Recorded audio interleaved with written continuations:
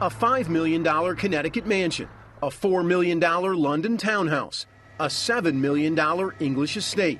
Houses owned by three men, CBS News has learned, are now the subjects of a Justice Department criminal investigation into how AIG crumbled. Sources say investigators are digging into whether Joseph Cassano, the former head of London-based AIG Financial Products, and two of his top deputies, Andrew Forster, an executive vice president, and Thomas Athen, a managing director, committed securities fraud and other federal crimes.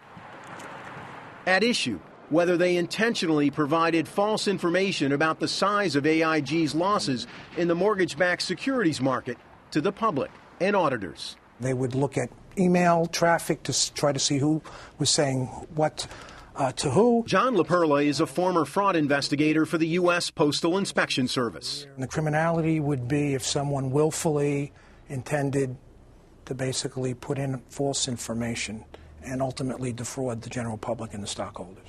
CBS News has learned investigators are honing in on statements like this in a September 30th, 2007 quarterly report, where potential accounting losses tied to Cassano's unit, known as AIGFP, were $352 million.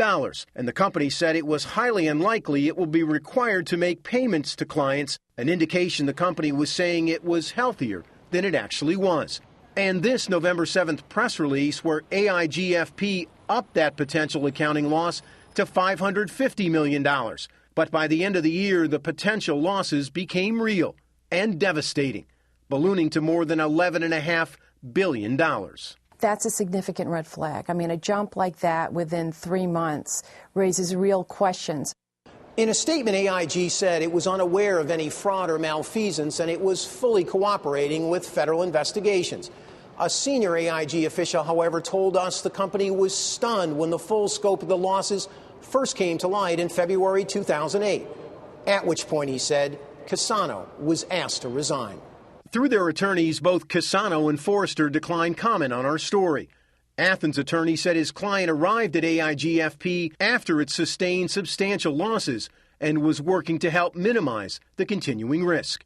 And now CBS News has learned that Athen and Forrester pocketed bonuses paid out by AIG just 2 months ago in the midst of a federal investigation.